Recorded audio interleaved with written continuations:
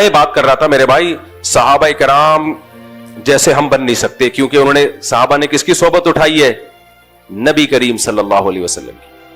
تو اس سے پتہ چلتا ہے کہ اہل اللہ کی صحبت, یا جو جتنا بڑا بزرگ ہوگا اس کی صحبت سے جو کچھ حاصل ہوتا ہے وہ کسی طریقے سے حاصل نہیں ہو سکتا.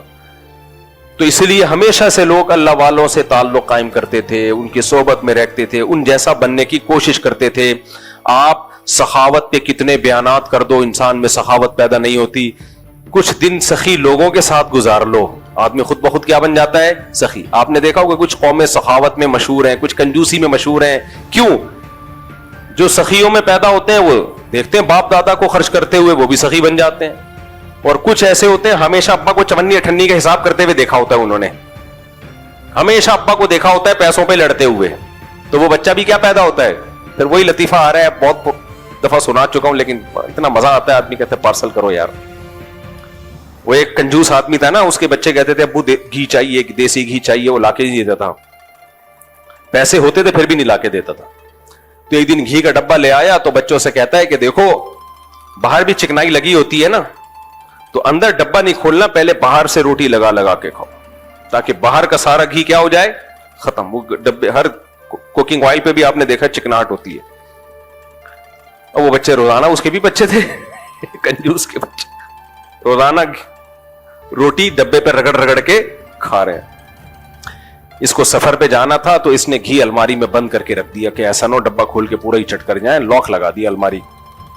سفر کے بعد آیا اور کہنے لگا کہ بچوں گھی تو نہیں کھولا تم نے؟ انہوں نے کہا نہیں ابو, ہم الماری سے روٹی لگا لگا کے کھاتے تھے.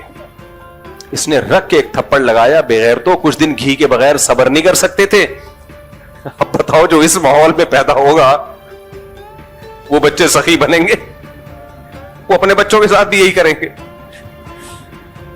تو یہ گھی کا ڈبہ کئی صدیوں تک وراثت میں جائے گا, یہ کئی نسلوں تک. تو صحبت, ہاں میں یہ بتا رہا تھا کہ پہلے زمانے میں اس کی بڑی حیثیت تھی کہ کوئی پیر و مرشد ہونا چاہیے, اس سے ہم اپنی اصلاح کروائیں.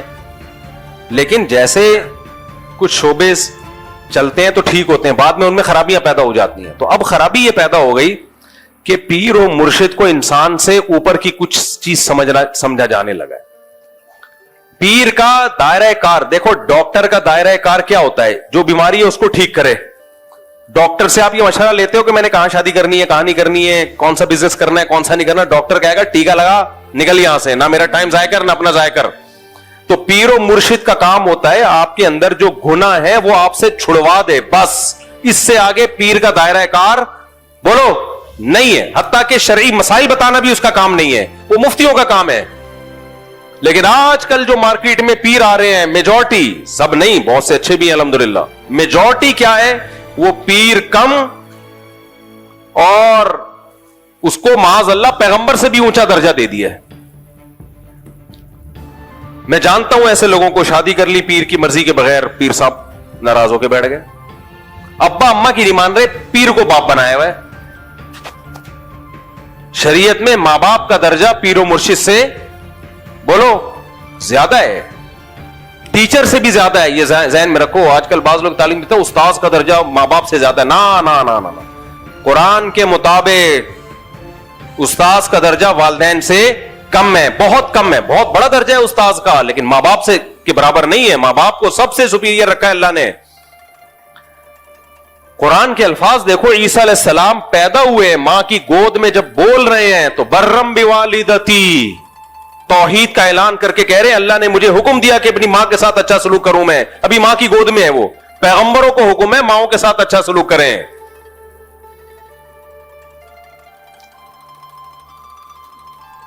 تو اور ابراہیم علیہ السلام کو دیکھو, اپنے والد سے کیسے نرم لہجے سے بات کر رہے تھے. تو اس لیے سب سے بڑا مقام, استاد سے بھی بڑا مقام کس کا ہے؟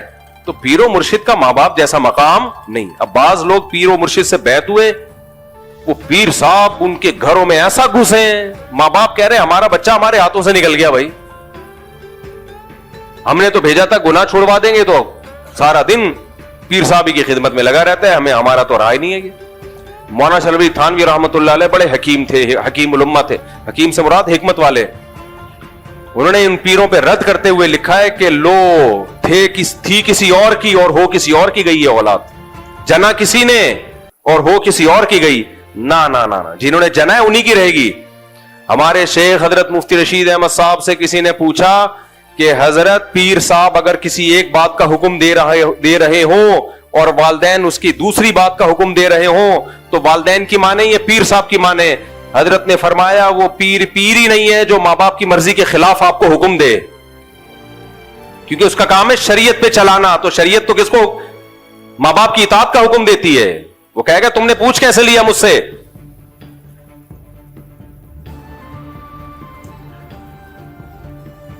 تو وہ سب کچھ ہی بن جاتا ہے. حضرت جی نے فرما دیا. تو حضرت جی جو پیر و مرشد ہے ان کا کام اب اصلاح رہا ہی نہیں.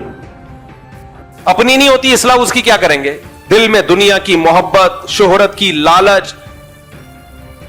علماء کہتے ہیں بزرگ بننے کے لیے نا ظاہری اعمال کے ساتھ جو باطنی اعمال ہے نا, باطن میں 3 چیزوں کا ہونا ضروری ہے. 3 چیزیں.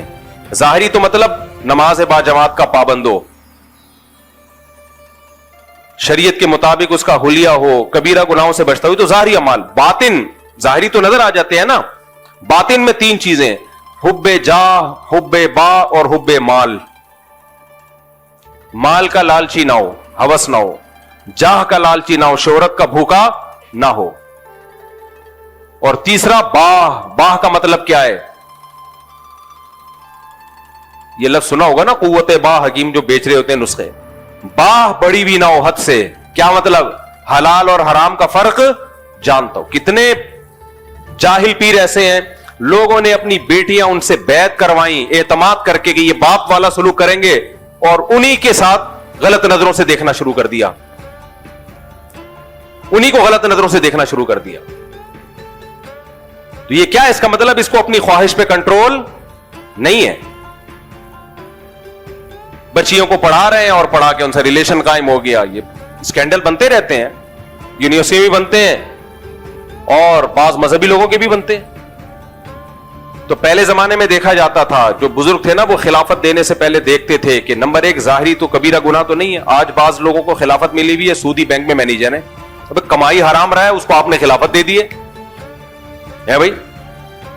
تو کبیرہ گناہ کا مرتکب ہے, آپ اس کو خلافت دے رہے ہو. نماز پڑھ نہیں رہا, ایک پیر صاحب نے خلافت دی اپنے مرید کو کہ یہ میرے جانشین ہے, وہ فجر نہیں پڑھتا تھا. ہم نے کہا حضرت یہ تو فجر کی نماز ہی نہیں پڑھتا, چلو 1 آدھ دن ہوتا ہے, 2 دن ہوتا ہے, 15 دن شارٹ. انہوں نے کہا انشاءاللہ اللہ توفیق دے گا, پڑھ لے گا. ابے تو جب توفیق دے گا تو پھر خلافت دے دینا نا. جو نماز نہیں پڑھ رہا وہ دوسروں کو کیا نمازی بنائے گا؟